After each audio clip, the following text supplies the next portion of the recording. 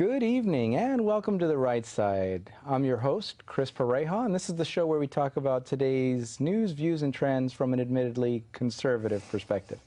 Tonight we're going to take a little bit of an educational approach in two ways. I'm joined this evening by Walter Hoye.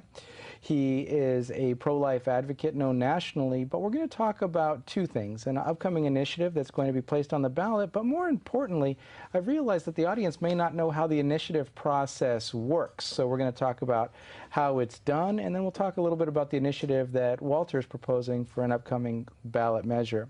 So Walter, thanks for joining us this evening. I'm happy to be here. So tell us a little bit about your background, because it's a very interesting one, and about how, at a high level, you got involved in the life movement, and some of, potentially, if you want to, some of the personal costs that it's that have been inflicted upon you because of your choice to go that direction. Essentially, I got involved, early on in the pro-life movement, standing on a sidewalk in front of an abortion clinic in Oakland. I was holding up a sign that said, "God loves you, and your baby, let us help you." Ultimately, that was a problem. A law was created to make sure that I could not do that. It ended up costing me some time in jail. We had a trial, jury trial. After getting out of jail, we took it to the Ninth Circuit, and the Ninth Circuit actually agreed with me on this. So it's been really an exciting ride. So what were you charged with to send you to jail? There's a new law in Oakland. It's called prohibitive harassment. And what they've done, Chris, is literally redefine harassment to mean this: holding a sign, passing out literature, and having a conversation.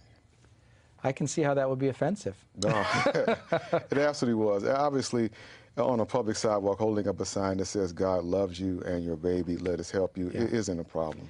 Yeah, it's too bad that they didn't name it the Hoye Law, as I joked with you earlier. I mean, at least you get the credit, because if they're writing a law to stop one man, they should put your name on it. Yeah, maybe I'll suggest that. Yeah. Well, you are such a threatening individual anyway, so. Wow. So talk to me a little bit about, you've got an initiative that you're going to be working on. Mm-hmm. Talk to me about how the process works. Is it difficult? Is it easy to get something on the state ballot? And why are you going about it in that way? Well, California is such a wonderful state. We have the privilege of gathering signatures and placing something on the ballot. We're a ballot initiative state. The process works this way. You apply for title and summary from the Secretary of State. The Secretary of State gives you title and summary. The Secretary assesses the budget ramifications of it and how it will impact the state. Once you receive title and summary, at that point you can print up your petitions, and then you can start gathering signatures. And for this particular cycle, we're going to have to gather 807,415 signatures to actually place it on the ballot. Right. In California, once we get title and summary, we have about 150 days to get the job done. If we do that, it goes directly on the ballot. There's no question about that, and voters get a chance to chime in that way. Right. And so talk to me about where the 800,000 signature number comes from. It's usually a percentage, correct? You're absolutely correct. It's a percentage of the last government gubernatorial election. Okay. So based upon the number of people who voted for our governor, that's where that percentage comes from. So the percentage, or that number, goes up and goes down based upon who voted for the governor.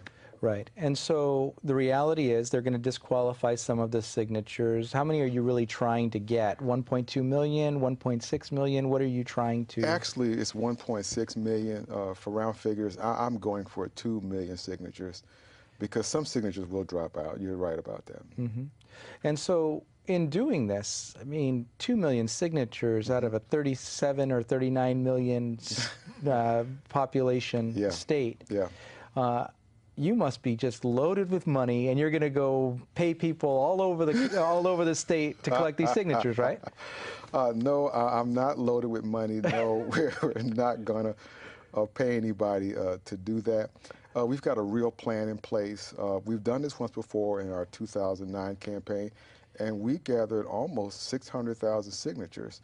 which at the time we only needed like 650,000 to actually get it on the ballot. Right. So we've already proven that it's doable. It's really a matter of organization and teamwork, and we think we've got a winning team this Okay. time. Great. And so, but you are looking potentially at other volunteers and alliances so that if somebody likes what they hear, we'll give them the opportunity to reach out to you later. I'm doing that constantly, building new alliances, building teams. We've got a wonderful set of co-sponsors already in place, so the team is looking pretty good. Okay. So that's how we get the ballot measure on the ballot. Yes, sir. But so tell me a little bit about this initiative you have and why you're so passionate about getting it on the ballot in the first place. Well, as you all know, this year represents the 40th year since Roe v. Wade. In the last 40 years, there hasn't been one pro-life strategy that Black Americans can embrace or wrap their arms around. And as you know, Black Americans are the #1 customer to the abortion industry. No one has more abortions than we do. And so Personhood, which is what I'll be putting on the ballot, is a particular pro-life strategy, does not embrace exceptions, and it's the kind of strategy that communities of color can embrace. Okay. And so tell me about that and why personhood is the way to go about that within, as you said, communities of color. In our community, all of us understand what it's like not to be a person. And so personhood resonates in my community. Also, personhood essentially seeks to define the term person and just simply make the term clear.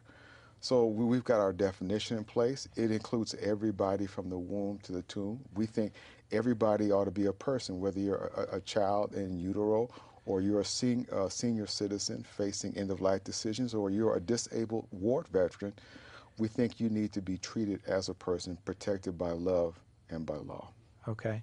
And so as you go out and you talk to people about this idea of defining really when is it that someone should be considered a person, and really do we all have equal value just by the fact that we are a living being? Yes. How has this message been received? Because I know in some circles it may be considered very controversial because it flies in the face sometimes of what people want to kind of rationalize in their mind as when does life begin? So how is the reception? The reception is better than what you might think. When we're actually out there in the public square gathering signatures, people will say, well, gee, I thought that's what they meant by that. Isn't that already true? And that gives us an opportunity to say, well, no, it's not already true. No, the child inside the womb isn't considered a person. The child inside the womb is not protected by law. It gives us a chance to talk about senior citizen, end-of-life decisions. It gives us a chance to actually have the conversation we want to have, which is exactly what our goal is, to have those type of conversations. And so win or lose, this gives you the opportunity to bring the discussion up and have... Absolutely. Absolutely. I've been invited to talk on this subject from a lot of different organizations, from a church to a Rotary Club, to political organizations. We get a chance to talk about this, and it actually forces us to think about the issue. Okay. And so are there highlights, particularly around the verbiage, that you think it might be important for us to realize as people are seeing this, and what the real ramifications are, and where you see potential pitfalls or areas where you can really excel in getting the message out? Well, our language is just wonderful. It makes it clear, first of all, that the term person, as it is applied to human beings, is what we're talking about. So we're not talking about corporate personhood. We're not talking about anything like that. We're talking about the term person as it applies to human beings. We also make it clear that it starts from the beginning of our biological beginning. So we're introducing a whole new term here, our biological beginning. And then it applies regardless of race, color, handicap, gender. It just doesn't matter. It clearly applies to all of us. Sort of has a civil rights swing to it when you actually read the language. So it's a definition that we all can agree on, really, literally at face value. Okay. And so, what are you looking for as far as support right now? I've had the opportunity very recently sitting with you as you were talking to potential alliance partners. What would be the ideal partner for you that wants to get involved in the movement? Well, the ideal partner would be someone that brings, $100 million to the table. That would be that would be the ideal. Hold on, I'll write you a check. Won't be okay. worth anything, but that would be great. But we're looking for people who share the same passion, that'll be willing to take a petition and gather 10 signatures and then literally turn it back in. We're looking for those that would like to maybe manage a county, be responsible for receiving the petitions and then distributing the petition to those that will actually gather the signatures. The process isn't really difficult. You simply gather the signatures in the public square. We will turn them back in. We'll scrub them to do the best we can and make sure that they are valid signatures. Right. And then at the appointed time, turn them in. Right. And so if somebody's church wants to be involved, if they're part of a political group or a club, or they're just a concerned citizen, they might consider getting involved. This is an easy thing to get involved in. They can come to our website. They can get more information about, the California Equal Rights Amendment. In the past, I've run it as the California Human Rights Amendment, but this time, this particular campaign, I've changed the name, and it's literally called the California Equal Rights Amendment. If you want to get involved in that, just contact me and we can take it from there. But even what's interesting is even people who might be opposed to your definition, I think it would make sense for them to get involved. Because what it does is, to your previous point, it raises the conversation point and gives both sides the chance to display their definitions, compare them, and see what the public really thinks on a very philosophical and unsolved challenge for us as a statewide community and potentially national community, which I'm sure is the eventual. Well, it's run in other parts of the country. There are areas that there have been some support kind of manifested. Can you tell us a little bit about how the initiatives have worked in other parts of the country, or senatorial or U.S. House members, or even at the state level, the kind of reception that you've seen? Well, I've been very encouraged. There have been several states that have picked this up and tried to actually get this done in their states. Most recently was North Dakota. North Dakota literally got something passed in their state. I'm very excited about what's happening in North Dakota. So we're waiting to see what the final results are, but it's at the point now where a decision is going to have to be made. And so the grassroots efforts have come together and they've put together the package. Federally speaking, there's a lot of opportunity federally speaking. And so I'm in conversations now with the House and with the Senate on what we can do, because obviously the end game of the pro-life movement is that everybody is legally protected by love and by law. And so, are there particular pieces of legislation or other types of names around the legislation that people should look for? Well, one, they should look for in terms of the Senate, S91, Senator Rand Paul has got, he's co-sponsoring a human life amendment. I've recently been in discussions with the senator. He and I have sat down personally and talked about how we can work together with this. And so there are other efforts even within the House where a human life amendment has been proposed. And so I'm going to have a list put together of where you can connect and who you can connect with to get involved in the state that you live in. Okay, great. And at this point, it seems like a natural point to just take a quick break and to have a word from our underwriter, the Conservative Forum.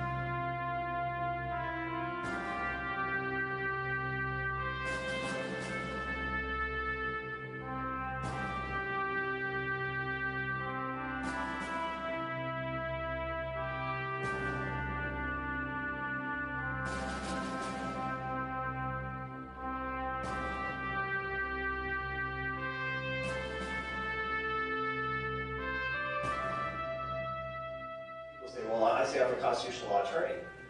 And they say, oh, really? What kind of constitutional law attorney? I say, well, I'm the true kind. The kind that believe that the Constitution is what the Constitution says and what it was intended to say. Anything beyond that is tyranny and should not be allowed.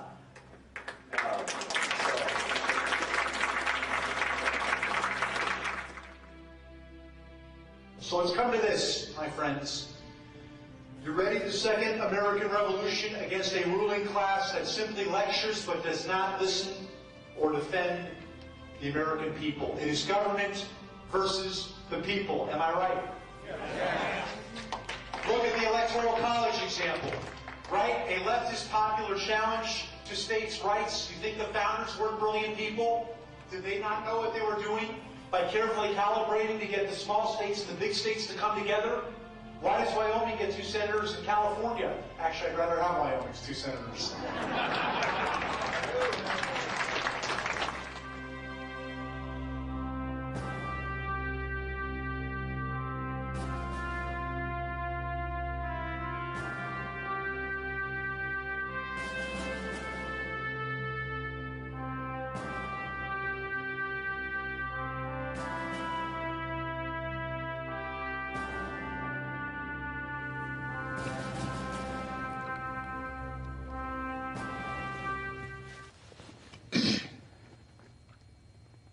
And welcome back to The Right Side. That was a word from our underwriter, the Conservative Forum. In addition to sponsoring the show, which we're extremely grateful for, they're best known for their speaker series. For example, this evening, Ying Ma, author of Chinese Girl in the Ghetto, will be speaking at 432 Steerland Road, just a few moments from here in Mountain View. And the program normally starts at 7 o'clock. In July, Debbie Bacigalupi, a former congressional candidate as well as a former guest on this show, will be speaking. And then in August, Steve Forbes and his co-author of the Freedom Manifesto will be speaking at the forum. You can find out more at theconservativeforum.com, but at this point I want to return to our interview with our guest, Walter Hoye. Walter, thanks again for joining us. Wanted to just chat with you a little bit about how important this movement is, this pro-life movement, in the context of something that's been very recently in the news, the Kermit Gosnell trial, and whether or not you believe that this is something that is unique to just this man, or generally the feeling toward late-term abortion specifically, and some of the monstrosities that we've heard out of him. Now, as a little bit of background, many people, because the media hasn't covered it, aren't familiar with this trial, so give us a little bit of background. Well, Chris, this is a great issue. Real quickly, Dr. Kermit Gosnell was an abortionist in Philadelphia. He provided late-term abortions to women literally in the community, in Philadelphia's community. He was recently convicted of first-degree murder, and he has waived his right to appeal, and so he's going straight to jail. During that trial, it became very clear what abortion is and what abortion does. You got a chance to see severed feet of children in glass jars and baby parts being housed in refrigerator freezers. It was a very graphic scene, and it became very, very clear to everybody what actually happens during an abortion procedure. Well, the ramifications of this trial and this guilty verdict is just enormous. We've had clinics shut down because there's a demand for inspections now. People want to inspect the clinic, make sure the clinics are clean, make sure the I's are being dotted, the T's are being crossed, so that the best medical care is being provided for women, and which in this case it was not. Right.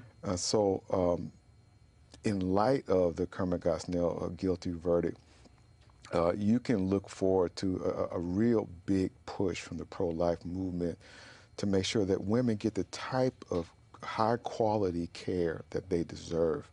And so there'll be a lot coming as a result of this. And to your point about the inspections, some of the parallels were made about, for example, in the Bay Area, we see the food, the health department stickers on the front window. And actually, if somebody wants to go to a nail salon or a hair salon, they have to be inspected periodically. In Philadelphia, there was no inspection happening. Blood-stained floors. Absolutely. things that were nowhere near sanitary. And so one of the arguments that the choice side would make is that if abortion were to be made illegal or to be made more difficult to get, you would have scenarios exactly like what was happening in places like Philadelphia where it's legal.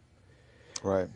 And these are situations where this gentleman was going beyond late term, in fact, children being born and then clipping spinal cords and all of that, yeah. and breaking necks, etc. So, but he's just one individual, right? No, this doesn't happen in other places. No, that's what we need to really get that out there. He's not an exception. He's not the lone exception. We've got a doctor in Texas that we're taking a look at that's in the news. You know, my goodness, is actually in the news. And so this is not something that's isolated to Philadelphia, the Kermit Gosnell. This is happening all around the country, and it's forcing America as a country to really take a look at what abortion is and what abortion does. And other instances in Chicago that you're very close to. Very close to. There are some instances in Chicago with the Tanya Reeves case where she was in a Planned Parenthood abortion clinic where all the modern facilities, all the doctors were there, and the abortion was botched so bad that not only did Tanya bleed for over 5.5 hours, but even a level 1 trauma center, once she got there, could not save her life. So Kermit Gosnell is not an isolated case. Neither is the doctor in Texas. Neither is Tanya Reeves. She's not the first woman to actually die on an abortion table. We need to bring this to the light, put this in the public square. And this goes back to the issue of valuing life from the very beginning. Oh, yes, yes. You've got to get to the point where all life is important, all life is valuable. Okay, great. And so what other things should we be watching out for as we're going through life? I mean, we are kind of, in some ways, sheltered from the realities of these types of what I would consider to be atrocities. Are there other initiatives or other movements that we should be aware of that might not be getting the publicity for obvious reasons?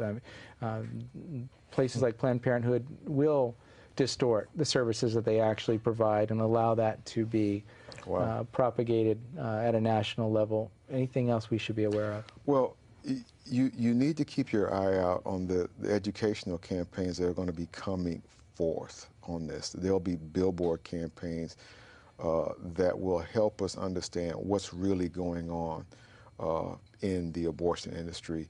We're going to actually see educational campaigns that really make public what the statistics are that are coming right out of the the Planned Parenthood side of the fence. So we'll be using their data. This is the data that they're willing to admit to.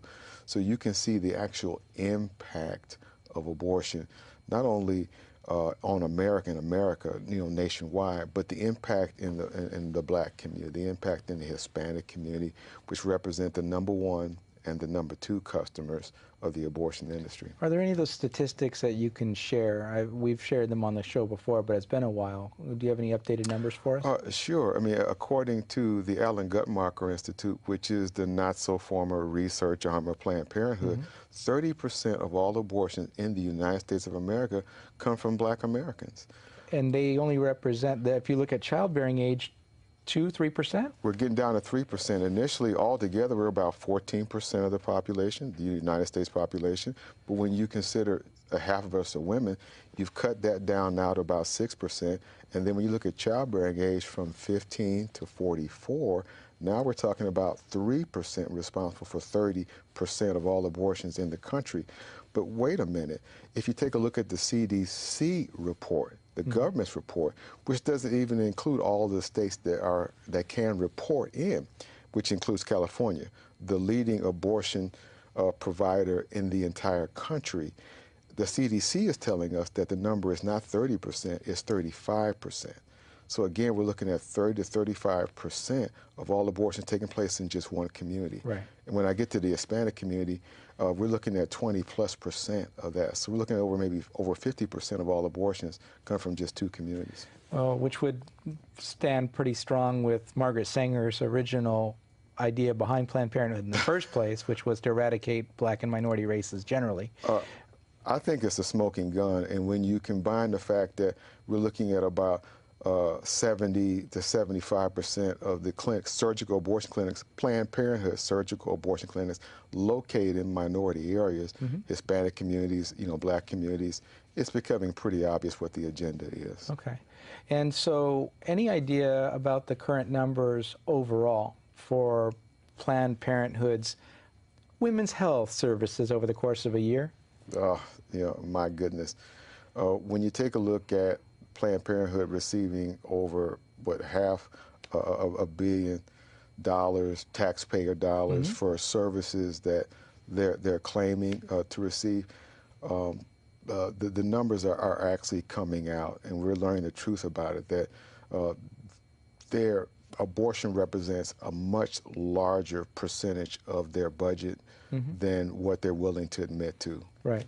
And a number, do you have a number for I don't have a number off the top of my head. I remembered it being hundreds or even 1,000 babies a day. At least that. And it's saddening because people think it's a lot less common to receive these services than it really is.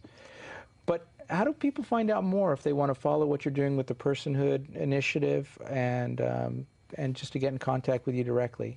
Well, go to our website, www.civilrights.foundation, civilrights.org, and you can contact me through that website. I'm literally Walter at civilrights.org. Okay, perfect. Well, Walter, thank you very much for joining us this evening. And thank you for joining us this evening. If the Personhood initiative is important to you, please track Walter down, let him know how you might be interested in supporting, or just get more information. On that note, we thank you for joining us this evening on The Right Side. I've been your host, Chris Pareja, and we'll look forward to seeing you again in person or on the show sometime soon. Have a great night.